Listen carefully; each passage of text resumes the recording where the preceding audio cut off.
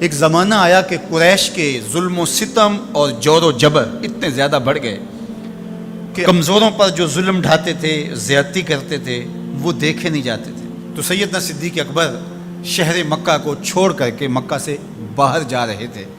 راستے میں ابن دغنہ ملا، یہ قریش کا سردار تھا، اور اس نے کہا کہ آپ کدھر جا رہے ہیں؟ تو آپ نے فرمایا کہ اس شہر میں اب رہنا نہیں ہے جہاں جور و جبر کا رواج ہو، جہاں ظلم و تعدی پھیلتا ہی چلا جائے، جہاں شر کو کوئی روکنے والا ہی نہ ہو، تو میں تو اس شہر میں نہیں رہنا چاہتا۔ تو ابن دغنہ نے آپ کو روک لیا، اس نے کہا میں آپ کو نہیں جانے دوں گا۔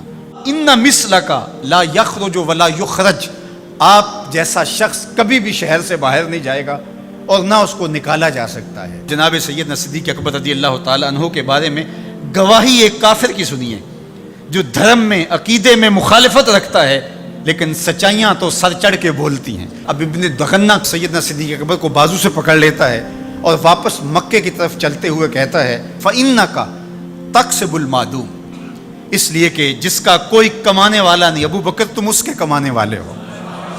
تم اگر تاجر ہو تو تمہارا مال تجارت جب بکتا ہے تو غریبوں کے چولہے جلتے ہیں، تو تم اگر چلے گئے تو غریبوں کے چولہے بجھ جائیں گے، شہر میں اندھیرا ہو جائے گا، لوگ فاقوں سے مر جائیں گے، تمہیں نہیں جانے دیں گے۔ دوسری بات وَتَصِلُ الرَّحِمَ، تم صلہ رحمی کرتے ہو، تمہارے رویوں کا جمال اور تمہارا طرز معاشرت اتنا خوبصورت ہے کہ لوگ رشتہ داروں کے ساتھ رویہ کیسے کرنا ہے تیری چوکھٹ پہ آ کے سیکھتے ہیں۔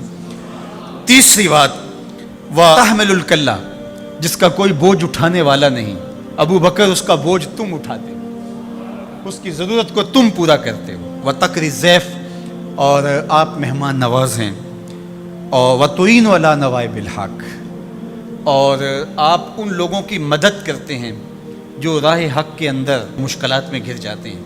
اب وہ 5 باتیں جو ام المومنین نے حضور علیہ السلام کے بارے میں کہی، وہی 5 باتیں ابن دغنہ نے حضرت صدیق اکبر کے بارے میں کہی۔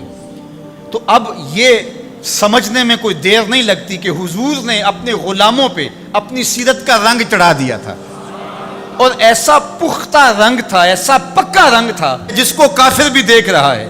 وہ رنگ دور سے ہی دکھائی دیتا تھا کہ ابو بکر پہ بھی محمدی رنگ ہے، عمر پہ بھی محمدی رنگ ہے۔ اب آئیے ایک حدیث اور رکھتا ہوں، اور وہ ابو داود میں ہے، ترمذی میں ہے، اور سیدہ عائشہ رضی اللہ تعالی عنہا فرماتی ہیں، کہتی ہیں ما رأیت احدا کان اشبہ سمتن و ہدین و دلن و کلامن برسول اللہ صلی اللہ علیہ وسلم من فاطمہ، کہا کہ میں نے سیرت میں، صورت میں، عادات میں، طرز زندگی میں، انداز معاشرت میں حضور کے مشابہ فاطمہ سے بڑھ کر کسی کو نہیں دیکھا ہے۔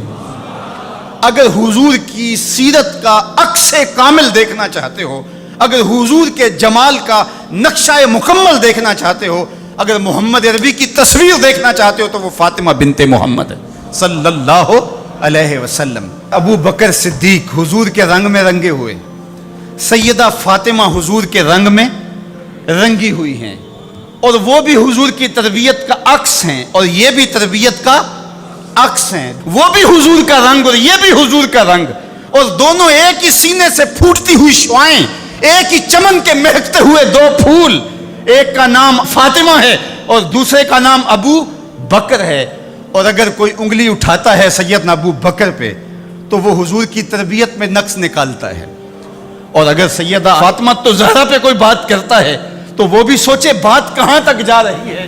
اس امت کو الجھا دیا گیا، اہل بیت اور صحابہ کو الگ الگ خانوں میں بانٹ کر کے اس انداز کے ساتھ پیش کیا گیا کہ جس طرح اہل بیت کے ماننے والے اور ہوتے ہیں اور اصحاب رسول کے ماننے والے اور ہوتے ہیں۔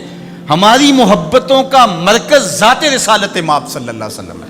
اللہ کی محبت مقصود شریعت ہے، والذین آمنوا اشد حبا للہ، یہ قرآن بتاتا ہے ہمیں، لیکن یہ محبت بھی ہمیں اس در سے ملی ہے۔ تو اس لیے ذات رسالت مآب جب مرکز محبت ہوگی تو پھر یہ جھگڑا کبھی بھی نہیں ہوگا کہ میں اہل بیت کو مانتا ہوں اور صحابہ کو نہیں مانتا، میں صحابہ کو مانتا ہوں اہل بیت کو نہیں مانتا۔ میں تو کہا کرتا ہوں کہ صحابہ نبی کے در والے ہیں اور اہل بیت نبی کے گھر والے ہیں۔ ہم کہتے ہیں گھر والوں تمہیں بھی ہمارا سلام ہو، در والوں تمہیں بھی ہمارا سلام ہو۔